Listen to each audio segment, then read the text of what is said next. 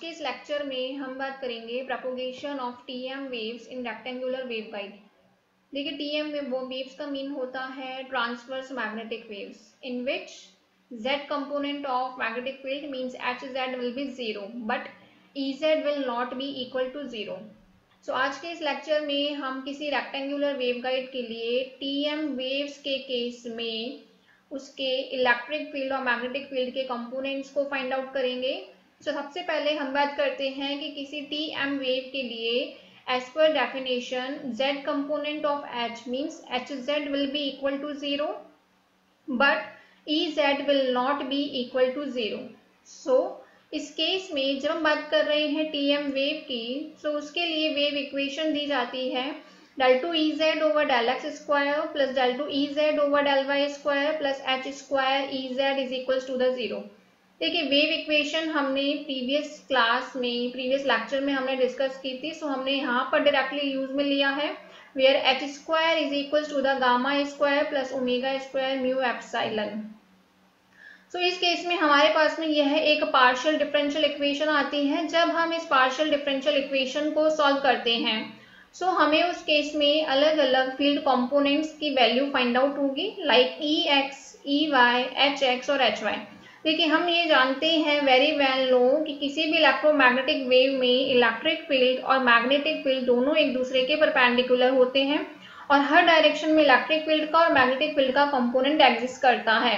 तो total 6 components exist करते हैं, बट क्योंकि हम टीएम मोड की बात कर रहे हैं तो टीएम मोड में hz कंपोनेंट 0 हो जाएगा। सो टोटल 6 कंपोनेंट्स में से 5 कंपोनेंट्स रिमेनिंग रहते हैं और उन 5 कंपोनेंट्स को हम यहाँ पे फाइंड आउट करेंगे with solving this partial differential equation. तो सबसे पहले हम इस इक्वेशन को सॉल्व करेंगे। इस इक्वेशन को हम यहाँ सॉल्व कर रहे हैं by the separation of variable method, चरों के पृथक्करण की विधि से हम इस इक्वेशन को सॉल्व करेंगे। सो देखिए हमने इस इक्वेशन का सॉल्यूशन यहाँ पे लिखा है Ez that is equals to the xy। यहाँ पे जो x है ये कंप्लीट प्योर x वैल्यू का फंक्शन है, x कोऑर्डिनेट का फंक्शन है, और जो y है कैपिटल Y वो प्योरली y कोऑर्डिनेट का फंक्शन है, और साथ ही x और y दोनों एक दूसरे से इंडिपेंडेंट वेरिएबल्स हैं। So when we are using Ez is equals to the xy in the part of this equation like del 2 Ez over del x square, then it could be written as del 2 over xy into upon del x square। जब हम इसको open करते हैं then we get y del 2x over del x square। Similarly for the case of the del 2 Ez over del y square we get x del 2 y over del y square। In values को जब हम equation number 15 में use करते हैं, जब equation number 15 में जब हम इन्हें पुट करते हैं इस वाली इक्वेशन में, then we get equation number 17। इस इक्वेशन को हमने डिवाइड किया है एक्स वाई से, सो उस केस में हमें कंप्लीटली एक्स और वाई इन दो के फंक्शन की फॉर्म में एक डिफरेंशियल इक्वेशन मिलती है like 1/x del 2x over del x square plus 1/y del 2y over del y square plus h square is equals to the 0। So we can see that in this part this term is only the pure function of x coordinate only, means 1/x del 2x over del x square is only a pure function of x y, 1/y del 2y over del y square is pure function of y coordinate। So हम ये कहते हैं कि there is another constant because x is independent variable, y is independent variable, so each term must be equal to a constant separately। हम यहाँ पे ये कह रहे हैं कि ये भी क्वांटिटी x का फंक्शन है, ये क्वांटिटी y का फंक्शन है, सो ये दोनों क्वांटिटी अलग अलग रूप से कांस्टेंट के इक्वल होगी। सो हमने यह कहा इसलिए क्योंकि x और y दोनों इंडिपेंडेंट वेरिएबल थे। सो 18 इक्वेशन में हमने यह कंसीडर किया है कि ये दोनों टर्म सेपरेटली एक कांस्टेंट के बराबर है, means 1/x del 2x over del x square is equals to the minus b square and 1/y is equals to the del 2y over del y square that is equals to the minus a square। जब हमने इन values को equation number 18 में put किया then we get minus b square minus a square plus h square equals to the 0, means h square is equals to the a square plus b square। So equation number 19 और 20 को जब हम solve करते हैं, in that case we will get the solution of these equation like x and y. So हमने separately equation number 19 और 20 को simple part ordinary second order differential equation की सॉल्यूशन से जब हमने इसको सॉल्व किया तो हमें इस इक्वेशन के सॉल्यूशन से कैपिटल X की वैल्यू मिलेगी और इक्वेशन नंबर 20 से कैपिटल Y की वैल्यू मिलेगी. सो हम यहाँ पे डायरेक्टली फाइंड आउट कर रहे हैं. कैपिटल X की वैल्यू आती है C1 cos bx plus C2 sin bx और कैपिटल Y की वैल्यू आती है C3 cos ay plus C4 sin ay. Equation number 22 और 23 की हमने इनकी नंबरिंग करी है और इस इक्वेशन में C1, C2, C3 and C4 are constant और इन कांस्टेंट्स की वैल्यू को बाउंड्री कंडीशन के द्वारा फाइंड आउट किया जाता है and we will evaluate these values later in this part. तो सबसे पहले हम ये कहते हैं कि हमने यहाँ पर एक सॉल्यूशन कंसीडर किया था क्योंकि हम बात कर रहे हैं यहाँ पर TM मोड की और TM मोड में HZ is equals to the 0 but EZ is not equals to 0. So in that case हमने यहाँ पे एज्यूम किया था EZ is equals to the XY. So हमने यहाँ पे X और Y की वैल्यू को फाइंड आउट किया है तो हम इस केस में EZ की वैल्यू लिख सकते हैं. So the complete solution of the equation number 16 is given by Ez is equals to the xy on putting the value of x and y from equation number 22 and equation number 23. Then we get z component of the electric field that is equals to the C1 cos bx plus C2 sin bx multiplied by C3 cos ay plus C4 sin ay. यहाँ पर अभी हमने Ez component find out किया है और previous lecture में हमने Hz और Ez की वैल्यूज के द्वारा हमने रिमेनिंग 4 फील्ड कंपोनेंट्स को फाइंड आउट किया था. सो अब हम यहाँ पे नेक्स्ट स्टेप में बाउंड्री कंडीशंस यूज में लेंगे. देखिए यहाँ पर आप फिगर देख रहे हैं. इस फिगर में यह एक रेक्टेंगुलर वेवगाइड है. इस रेक्टेंगुलर वेवगाइड में यह इसकी ब्रेथ है अलोंग x डायरेक्शन, विड्थ है along y direction that is b, breadth is a, z is the direction of propagation. So हम ये कहते हैं कि रेक्टेंगुलर वेवगाइड की जो एंटायर सरफेस होती है that acts as a short circuit और ग्राउंड इलेक्ट्रिक फील्ड के लिए वो शॉर्ट सर्किट का काम करती है. सो हम यह कहते हैं कि जो EZ है दैट विल बी 0 और along the boundary wall of the waveguide. So waveguide की कंप्लीट बाउंड्री वॉल्स पे EZ component will be 0. So हम जानते हैं because we are confined to ourselves in the case of rectangular waveguide. So rectangular waveguide के case में हमारे पास में 4 वॉल्स है और इन 4 वॉल्स के लिए यहाँ पर बाउंड्री कंडीशन दी जाएगी. बाउंड्री कंडीशन अप्लाई करने का एक सिस्टमेटिक वे है. देखिए सिस्टमेटिक वे इस टाइप से है. सबसे पहले हम स्टार्ट करते हैं बॉटम पार्ट से. पहली बाउंड्री कंडीशन अप्लाई की जाती है इसके बॉटम पार्ट पे या बॉटम वॉल पे. So first boundary condition will be applied on the bottom plane और bottom wall as we have taken that Ez component will be 0 all along the boundary walls of the waveguide. So Ez component की value 0 होगी all along the bottom wall. अब bottom wall कौन सी direction में है? x direction में. सो x direction में है तो x डायरेक्शन पे हम जानते हैं y कंपोनेंट की वैल्यू 0 होती है. सो हमने यह कहा है बाउंड्री कंडीशन के लिए कि Ez की वैल्यू 0 है x कोऑर्डिनेट पे और मतलब बॉटम वॉल पे, जहां पे y कोऑर्डिनेट की वैल्यू 0 है और इस पूरी वैल्यू के लिए फॉर एवरी x. और हम ये देख सकते हैं कि इस रेक्टेंगुलर वेव गाइड की जो ब्रेथ है अलोंग द x डायरेक्शन उसकी लिमिट है 0 से लेके a तक. क्योंकि हम यहाँ पे इस बॉटम वॉल की बात कर रहे हैं और इस बॉटम वॉल को हमने x डायरेक्शन में देखा है और x डायरेक्शन में या x एक्सिस के अलोंग y कोऑर्डिनेट की वैल्यू 0 होती है और इस रेक्टेंगुलर वेवगाइड की ब्रेथ की लिमिट है x बराबर 0 to a. So x is varying from 0 to a but y is equals to the 0 and at these coordinates Ez will be 0. सो ये अभी हमने बात करी है फर्स्ट बाउंड्री कंडीशन की. सेकेंड बाउंड्री कंडीशन अप्लाई की जाती है बॉटम प्लेन के बाद में जस्ट लेफ्ट साइड प्लेन पे या लेफ्ट साइड वॉल पे. सो देखिए now we will talk about the left side wall. अब देखिए लेफ्ट साइड वॉल है y डायरेक्शन में। हम अगेन वापस यही बात करेंगे क्योंकि हम ये कह चुके हैं कि किसी भी वेवगाइड की सरफेस पर Ez की कंपोनेंट 0 होती है क्योंकि वो एक शॉर्ट सर्किट की तरह काम करता है।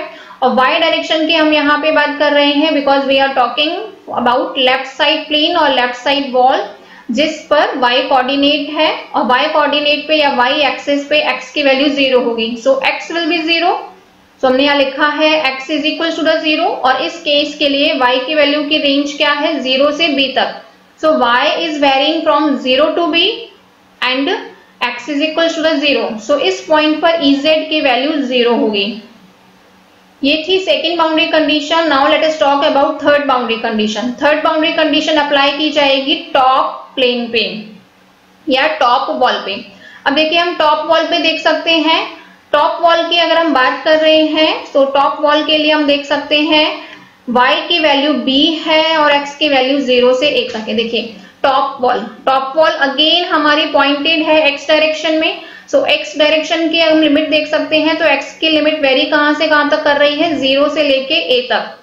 सो x की लिमिट है 0 से लेके a तक टॉप वॉल के लिए और इस कंडीशन में y कोऑर्डिनेट 0 नहीं होके y की वैल्यू कांस्टेंट है दैट इज b।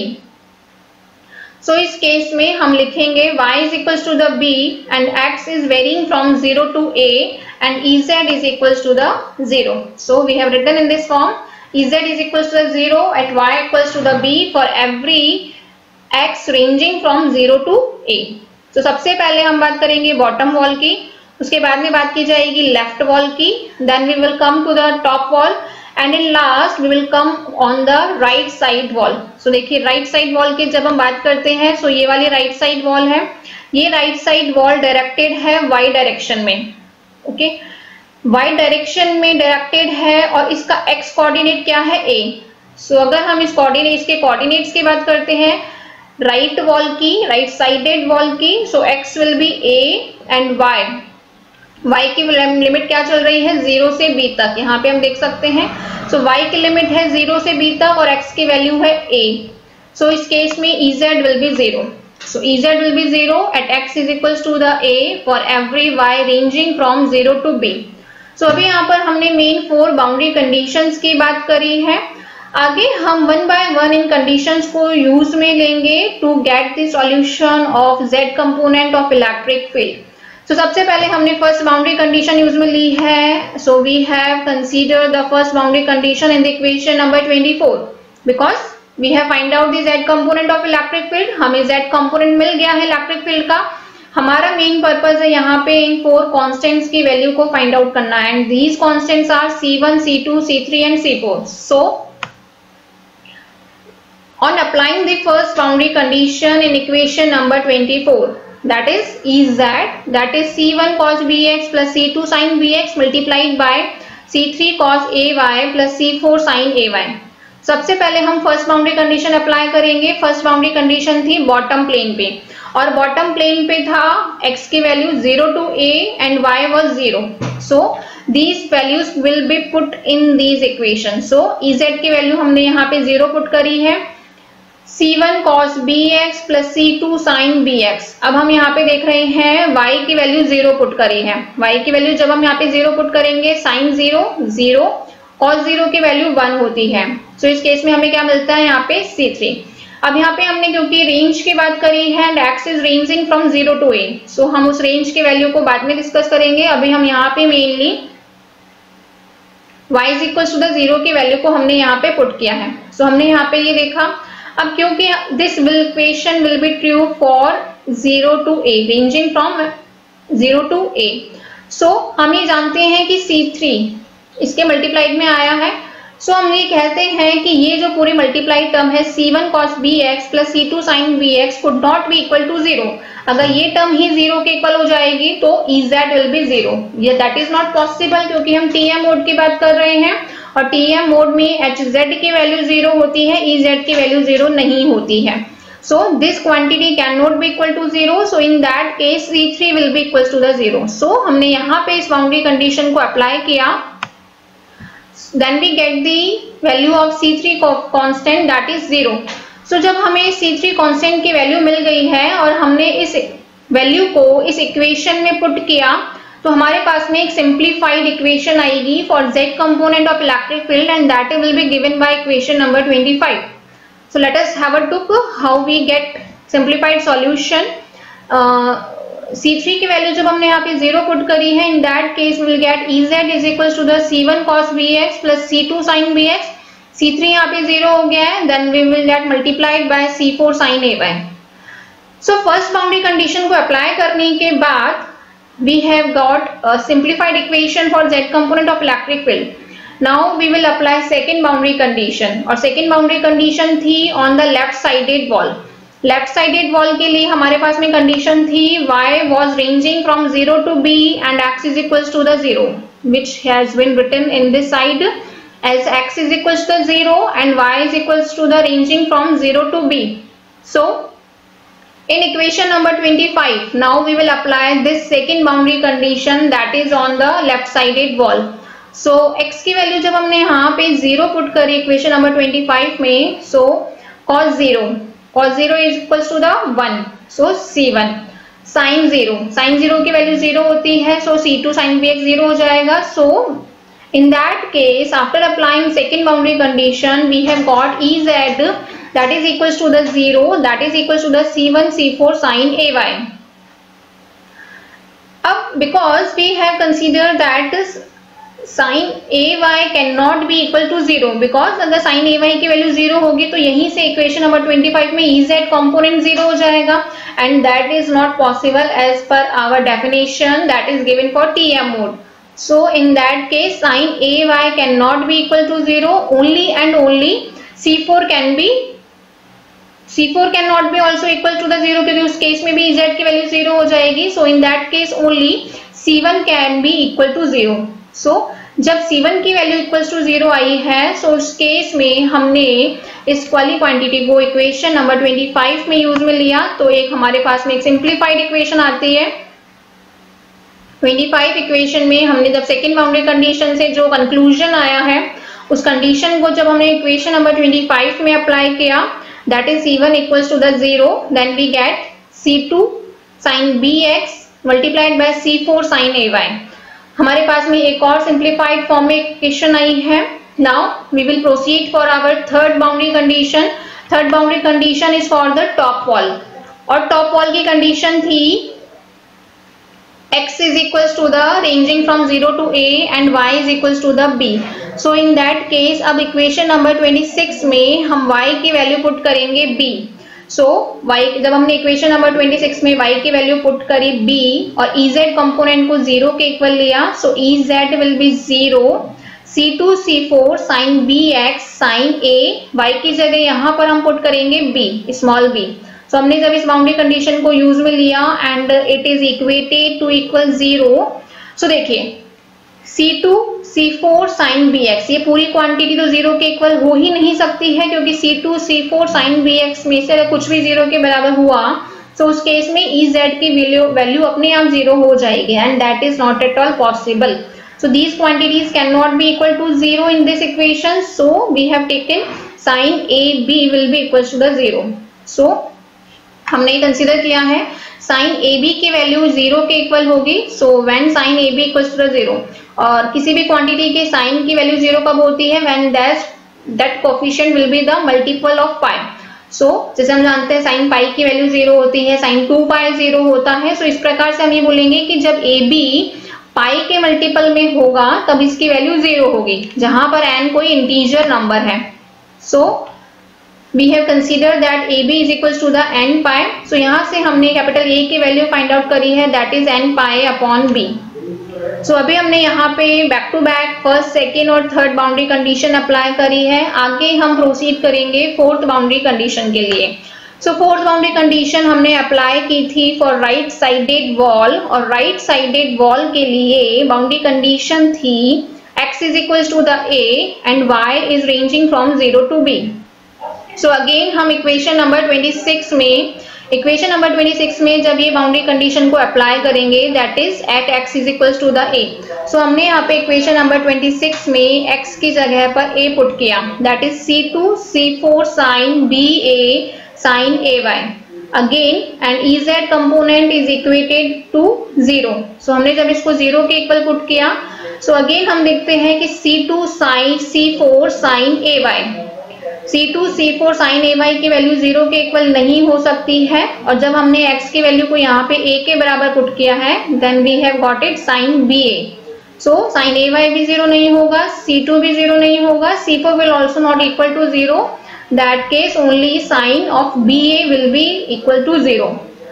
सो जब sin ba की वैल्यू 0 के बराबर आती है, सो अगेन हम यही डिस्कस करेंगे किसी भी क्वांटिटी के साइन की वैल्यू 0 कब होती है, जब वो उसके पाई का इंटीजर मल्टीपल होता है। So ba will be equal to the m pi where m is integer. So यहाँ से अगेन हमें b की वैल्यू मिलती है, b is equal to the m pi upon a।